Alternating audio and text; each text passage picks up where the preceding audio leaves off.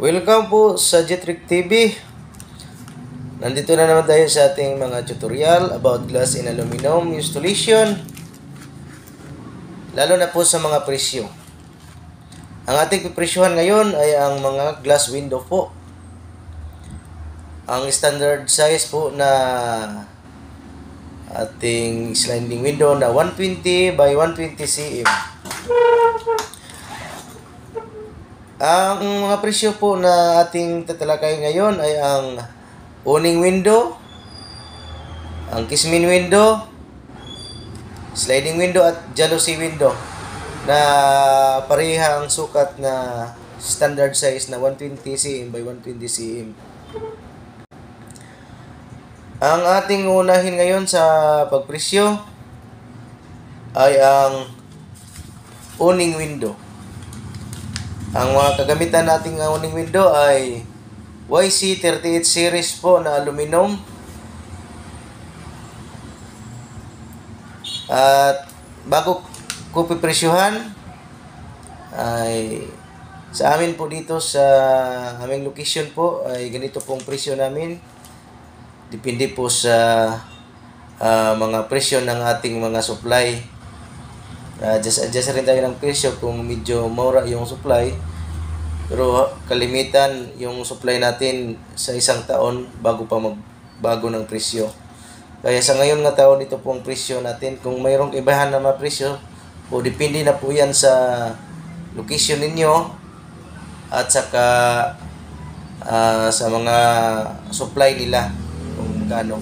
Kasi dyan lang tayo adjust sa ating presyo sa ating mga glass window kung nagdepende sa supply ng ating supplier. Kaya ito po bilang idea po, kung mayroon man na kaibahan sa presyo, depende po yan sa ating supply at sa location. Kaya dito po yung pipresyuhan ko po, yung una, yung awning window na 120 by 120 po. Ito po ay pwede sa 6 division pero medyo maliit na po. Ito ang pinakamaganda sa 4 division, medyo malaki-laki na po siya. Ang presyo po nito ay nasa 8,000 pesos po ang 120 by 120 cm. Ngayon po, ang pipresyohan na naman natin yung casement window po. Yung awning window po ay pataas yung bukas niya. Itong casement po ay patabi po sa gilid ang bukas niya. Parehas lang po ang presyo nila. Pero ang casement window, nababagay po dito sa 4 division.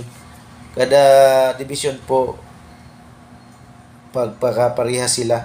Kung 2 division, medyo malaki-laki na po ito. Ang presyo, parehas lang po sa awning at casement window. Parehas lang po ng gamit na materials. YC38 series po na aluminum profile. Ngayon po, ang pantatlo na window, ang pipresyohan natin ay ang sliding window. 120 cm by 120 cm po ang sukat niya. Ay nasa 2 panel po yan. Nasa 4,800 pesos po. Sliding window. Ngayon naman mga kalods, ang pipresyohan natin, ang pang-apat, ang jalousie window, mga kalods. Ang jalousie window po, nasa 14 blades po, ang 120 na height niya, ang lapad 120 niya, lapad. Ang glass po niya magamit natin, 28 pieces po. Ang seat ng jalousie frame po, 980 po. Heavy duty Jalo Plus frame po ang gamit natin. Ang 14 blades ay 980. Dalawang set po ito. Kasi dalawang division po ito. Medyo malapad na po ang 120 by 120. Kaya ang dalawang set po na frame ay nasa 1,960 po pesos. Hindi pa kasama ang glass. Ang glass po natin ay nasa 2,303 pesos ang 28 pieces po. Ang presyo po ng ating jalousie frame ay nasa 4,263 pesos po kasama ng glass at frame. Ito po yung mga pinipresyohan ko ngayon ay kasama na po ito sa ating pag-i-install. Labor po dito ay included na po. Kasama na sa pag-i-install po. Kung medyo marami ang ipa-install ng ating customer, may adjustment po sa presyo. Magbigay po kami ng mga percent kung magkano yung ibibigay namin. Kung medyo malayo yung installan natin ay mag-add na lang kami ng transpo. Depende po kung malapit, wala na po, pre-transpo na po yun.